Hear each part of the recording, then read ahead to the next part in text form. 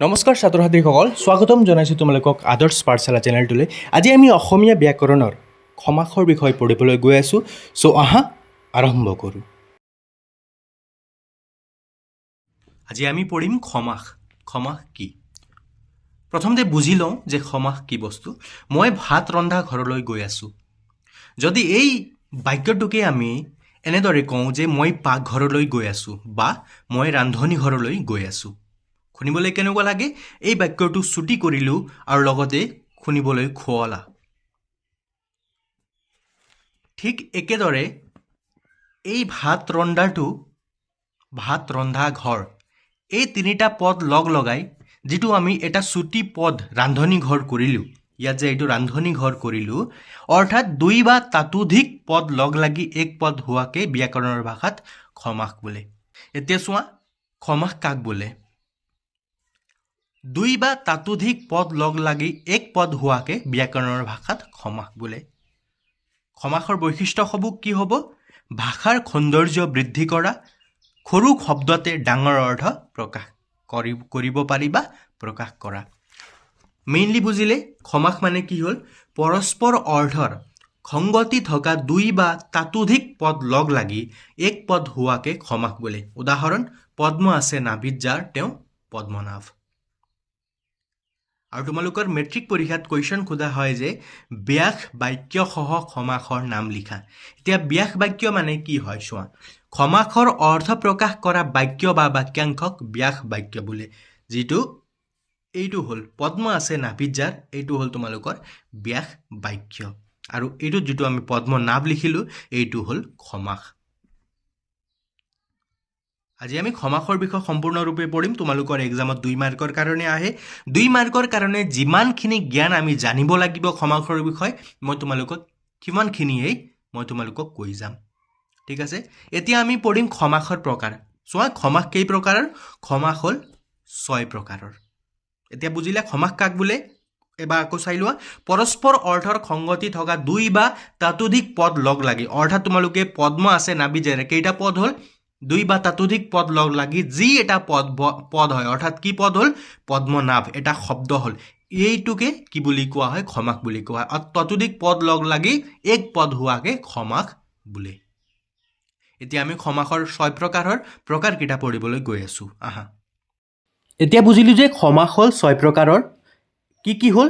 1 number দ্বন্দ্ব সমাস, 2 number তৎপুৰুষ সমাস, 3 নম্বৰ কৰ্মধাৰয় সমাস, 4 নম্বৰ দ্বিগু সমাস, 5 নম্বৰ বহুব্ৰীহি সমাস আৰু 6 নম্বৰৰ অব্যয়ভাৱ সমাস।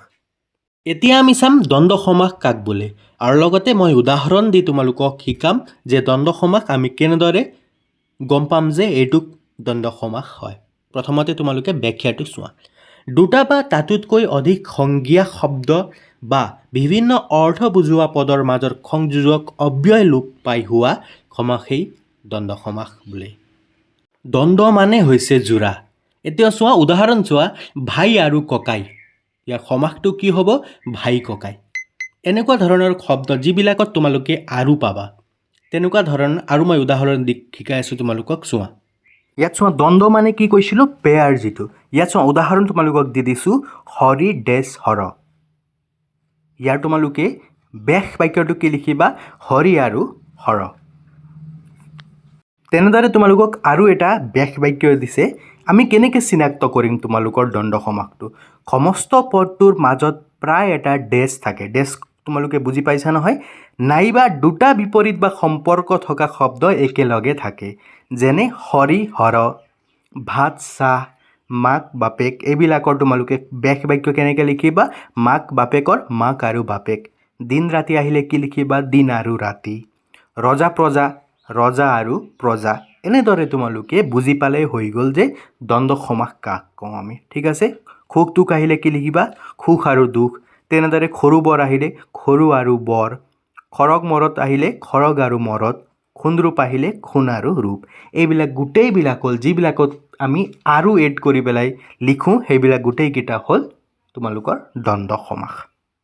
ঠিক আছে, নেক্সট এতিয়া আমি পঢ়িম তৎপুৰুষ সমাস। এতিয়া ইয়াৰ ব্যাখ্যাটো চোৱা।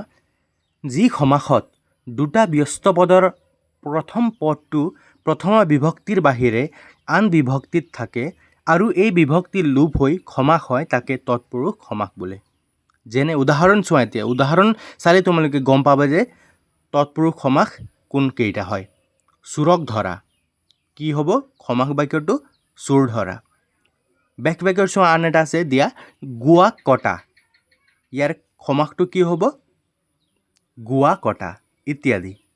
আৰু তোমালোকে ইয়াত তৎপুৰুষ সমাসৰ 6টা প্ৰকাৰ দিয়া আছে, সেইবিলাক তোমালোকে এতিয়া বৰ্তমান চাব নালাগে। তৎপুৰুষ সমাস কেনেকৈ গম পাবা? য'ত তোমালোকে বিভক্তি যোগ হৈ থাকে তাত তোমালোকে ধৰি ল'ব পাৰিবা যে সেইবিলাক তৎপুৰুষ সমাস হয় বুলি। ঠিক আছে, নেক্সট তোমালোকে চাব লাগিব কৰ্মধাৰয় সমাস। ইয়াৰ তোমালোকে ব্যাখ্যাটো চোৱা, যি সমাসত ব্যস্ত পদবোৰ বিশেষ্য আৰু বিশেষণ পদ হিচাপে লগ লগোৱা হয় তাকে কৰ্মধাৰয় সমাস বোলে। এই সমাসত প্ৰথম পদটো বিশেষণ আৰু দ্বিতীয় পদটো বিশেষ্য হয়। বিশেষণ আৰু বিশেষ্য তোমালোকে যদি বুজি পোৱা কৰ্মধাৰয় সমাসটো তোমালোকে নিশ্চয় চিনি পাবা। যেনে ইয়াত চোৱা, পিতল বৰণৰ যি চকু, পিতল চকু, অৰ্থাৎ কোনোবা এটা বস্তুৰ বিশেষণটো বুজোৱা হৈছে, গুণটো বুজায়, তেনেকুৱা ধৰণৰ শব্দবিলাক তোমালোকে পালে, তোমালোকে বাক্যবিলাক পালে তোমালোকে গম পাবা যে এইটো কি সমাস হয়, এইটো কৰ্মধাৰয় সমাস হয়। যেনে শুক্ল যি পক্ষ, শুক্লপক্ষ। এতিয়া পুণ্যভূমি, পুণ্য যি ভূমি, এইটো কি হ'ল? পুণ্যভূমি। একেবাৰে চিম্পল ভাষাত বুজিলে যি সমাসে মানে, এতিয়া উদাহৰণ 1 নম্বৰটো চোৱা, পিতল বৰণৰ যি চকু, পিতল চকু, চকুটো কেনেকুৱা আছে? পিতল বৰণৰ আছে। অৰ্থাৎ কি বুজাইছে? কোনোবা এটা চকুটোৰ কি বুজাইছে? দুখ গুণ অৱস্থা বুজাইছে। দুখ গুণ অৱস্থা তেনেকুৱা বুজোৱা সমাসেই হ'ল কি সমাস? কৰ্মধাৰয় সমাস। ঠিক আছে, এতিয়া নেক্সট চোৱা তোমালোকে দ্বিগু সমাস। দ্বিগু সমাসটো ব্যাখ্যাটো চোৱা, দুই বা তাতোতকৈ অধিক সংখ্যাবাচক শব্দৰ লগত অন্য শব্দ লগ হৈ সমাহাৰ বুজালে যি সমাস হয় তাকে দ্বিগু সমাস বোলে। দ্বিগু সমাস একেবাৰে সহজতে তোমালোকে ধৰিব পাৰিবা যদি কোনোবা এটা বাক্যৰ ষ্টাৰ্টিঙত যদি সংখ্যাবাচক শব্দ আছে, যেনে সাত বিহুৰ সমাহাৰ, সাত বিহু, নৱৰত্নৰ সমাহাৰ, নৱৰত্ন, ত্ৰিভুৱনৰ সমাহাৰ, ত্ৰিভুৱন ইত্যাদি। অৰ্থাৎ ষ্টাৰ্টিঙতে কি আছে? সংখ্যাবাচক পদ আছে। এনেকুৱা ধৰণৰ পদবিলাক য'ত পাবা সেইটো তোমালোকে গম পাবা যে সেইটো হ'ল দ্বিগু সমাস। আটাইতকৈ সহজতে তোমালোকে দ্বিগু সমাসটো ধৰিব পাৰিবা। ঠিক আছে, এতিয়া নেক্সট চোৱা তোমালোকে, এতিয়া চোৱা বহুব্ৰীহি সমাস। আৰু ইয়াৰ লগতে তোমালোকে মই শেষত লাষ্টত তোমালোকৰ এতিয়ালৈকে তোমালোকৰ 2015 চনৰ পৰা কি কি সমাস আহিছে গোটেইকেইটা তোমালোকক প্ৰিভিয়াছ ইয়াৰ কুৱেশ্যন পেপাৰত কেনেকুৱা ধৰণৰ সমাসকেইটা আহিছিলে গোটেইকেইটা দেখুৱাই যাম। আৰু তাৰ আগতে তোমালোকে চেনেলটো ছাবস্ক্ৰাইব কৰা নাই যদি চেনেলটো ছাবস্ক্ৰাইব কৰিবলৈ তোমালোকে নাপাহৰিবা। যি সমাসত সমস্ত পদে ব্যস্ত পদবিলাকৰ ব্যুৎপত্তিগত অৰ্থ নুবুজায়, আন কোনো বিশেষ অৰ্থহে বুজায় তাক বহুব্ৰীহি সমাস বোলে। যেনে পদ্ম আছে নাভিত যাৰ, পদ্মনাভ, হত হৈছে ভাগ্য যাৰ, হতভাগ্য, বাঘে খাইছে যাক, বাঘ খোৱা। তোমালোকৰ মেট্ৰিক পৰীক্ষাত বহুব্ৰীহি সমাসৰ পৰা প্ৰায় বাক্য সোধা যায়, সেইকাৰণে তোমালোকে বহুব্ৰীহি সমাসটো ভালধৰণে চাই পেলাই যাবা। ইয়াৰ উদাহৰণ মই তোমালোকক নিশ্চয় বহুকেইটা দিম, তোমালোকৰ কাৰণে সহজ হ'ব। বহুব্ৰীহি সমাস 3 প্ৰকাৰৰ, এইটো বৰ্তমান তোমালোকৰ কাৰণে নালাগে। নেক্সট তোমালোকে চাব লাগিব অব্যয়ীভাৱ সমাস। কাক বোলে চোৱা, সামীপ্য, অভাৱ, পৰ্যন্ত, সদৃশ, যোগ্য আদি অৰ্থ প্ৰকাশক অব্যয় শব্দৰ লগত আন পদৰ যি সমাস হয় তাকেই অব্যয়ীভাৱ সমাস বোলে। যেনে বনৰ সমীপ, উপবন, সুখৰ অভাৱ, অসুখ, জীৱন পৰ্যন্ত, আজীৱন। অৰ্থাৎ ইয়াত চোৱা সামীপ্য, অভাৱ, পৰ্যন্ত, সদৃশ, যোগ্য আদি অৰ্থ প্ৰকাশক অব্যয় শব্দৰ লগত আন পদৰ যি সমাস হয় তাকে অব্যয়ীভাৱ সমাস বোলে। তোমালোকে যদি ব্যাখ্যাটোৱে ভালদৰে চোৱা তোমালোকে অব্যয়ীভাৱ সমাস ভালদৰে তোমালোকে ধৰিব পাৰিবা। ঠিক আছে, এতিয়ালৈকে মই গোটেইকেইটা সমাসৰ তোমালোকক ব্যাখ্যা কৰি দিলোঁ। এতিয়া চোৱা মষ্ট ইম্পৰ্টেণ্ট কেইটামান তোমালোকক দিবলৈ গৈ আছোঁ বাক্য যিবিলাক তোমালোকৰ পৰীক্ষাত সঘনাই সুধি থকা হয়। পীতাম্বৰ তোমালোকে চাব পাৰা, পিত বৰণীয় অম্বৰ যাৰ, বহুব্ৰীহি সমাস হয়। পুণ্যভূমি, পুণ্য যি ভূমি, কৰ্মধাৰয় সমাস। ঠিক আছে, পুণ্যভূমি কি কৈছে? ভূমিটোৰ কি বুজাইছে? বিশেষণ বুজাইছে, সেইকাৰণে পুণ্য যি ভূমি, পুণ্যভূমি, কৰ্মধাৰয় সমাস। হৰিহৰ, হৰি আৰু হৰ একে বিপৰীত অৰ্থ বুজোৱা শব্দ হয়, দ্বন্দ্ব সমাস হ'ব এইটো। এতিয়া চোৱা ত্ৰিনয়ন, কেনেকৈ গম পালোঁ? প্ৰথম পদটোৱে তোমালোকৰ কি আছে? ত্ৰি যিটো আছে এইটো এটা হ'ল সংখ্যাবাচক শব্দ, সেইকাৰণে এইটো হ'ব দ্বিগু সমাস।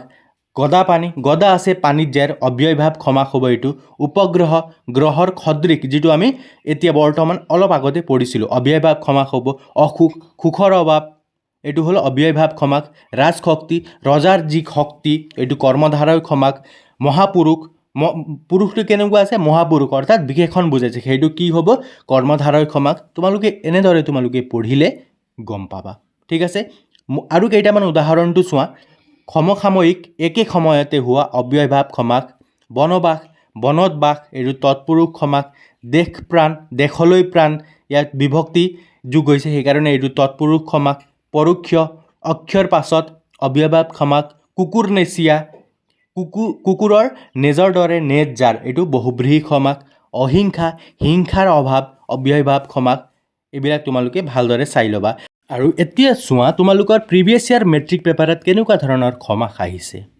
ইয়াত কেইটামান উদাহৰণ চোৱা যিটো তোমালোকৰ প্ৰিভিয়াছ ইয়াৰ কুৱেশ্যন পেপাৰত সোধা হয় ত্ৰিফলা বা তিনি ফলৰ সমাহাৰ দ্বিগু সমাস কেনেকৈ গম পালা প্ৰথম পদটোৱে তোমালোকৰ সংখ্যাবাচক পদ দুমাহী 2 মাহৰ সমাস 2 মাহৰ মাজৰ দিন দ্বিগু সমাস ৰাধা কৃষ্ণ ৰাধা আৰু কৃষ্ণ নৱৰত্ন নৰত্নৰ সমাহাৰ দ্বিগু সমাস চন্দ্ৰমুখ চন্দ্ৰৰ তুল্য মুখ কৰ্মধাৰয় সমাস আমৰণ মৰণ পৰ্যন্ত অব্যয়ভাৱ সমাস বৃকুদৰ বৃক নামে অগ্নি আছে উদৰত যাৰ তেওঁ এইটো কি সমাস হ'ব বহুব্ৰীহি সমাস পীতাম্বৰটো চোৱা পিত বৰণীয় অম্বৰ যাৰ এইটো কি সমাস হ'ব বহুব্ৰীহি সমাস কুকুৰ নেতিয়া কি হ'ব কুকুৰৰ নেজৰ দৰে নেজ যাৰ বহুব্ৰীহি সমাস ত্ৰিফলা ত্ৰিফলৰ সমাহাৰ দ্বিগু সমাস তেল পানী তেল আৰু পানী দ্বন্দ্ব সমাস কাপুৰুষ কুজি পুৰুষ এইটো হ'ল তোমালোকৰ কৰ্মধাৰয় সমাস নেক্সট তোমালোকে চোৱা পুণ্যভূমি পুণ্য যি ভূমি কৰ্মধাৰয় সমাস অহিংসা হিংসাৰ অভাৱ অব্যয়ভাৱ সমাস অস্ত্ৰ শস্ত্ৰ অস্ত্ৰ আৰু শস্ত্ৰ দ্বন্দ্ব সমাস খাত পুৰুষৰ যি কৰ্মধাৰয় সমাস বনবাস বনত বাস এইটো হ'ল তৎপুৰুষ সমাস দেশ প্ৰাণ দেশলৈ প্ৰাণ এইটো তৎপুৰুষ সমাস বিভক্তি আছে পৰোক্ষ অক্ষৰ পাছত অব্যয়ভাৱ সমাস আৰু নেক্সট হ'ল তোমালোকৰ পাঁচ ৰজাৰ সমাহাৰত এইটো হ'ব দ্বিগু সমাস আশা কৰোঁ তোমালোকে সমাস এতিয়া বহুত ভাল ধৰণে বুজি পাইছা আৰু যদি নেক্সট তোমালোকক এনেকুৱা ব্যাকৰণৰ যিকোনো টপিকৰ ওপৰত ভিডিঅ' লাগে তেন্তে তোমালোকে নিশ্চয় কমেণ্ট কৰি জনাবা আৰু তোমালোকৰ পৰীক্ষাৰ ওচৰতো মই বহুকেইটা উদাহৰণ সৈতে তোমালোকৰ কাৰণে সমাস আৰু চিম্পলকৈ বুজাবলৈ চেষ্টা কৰিম আৰু ছাবস্ক্ৰাইব কৰা নাই যদি তোমালোকে আদৰ্শ পাঠশালা চেনেলটো ছাবস্ক্ৰাইব কৰিবা এনেকুৱা ধৰণৰ ইনফৰ্মেটিভ ভিডিঅ'সমূহ তোমালোকে কণ্টিনিউ আদৰ্শ পাঠশালা চেনেলত পাই থাকিবা ধন্যবাদ ভালকৈ পঢ়া শুনা কৰিবা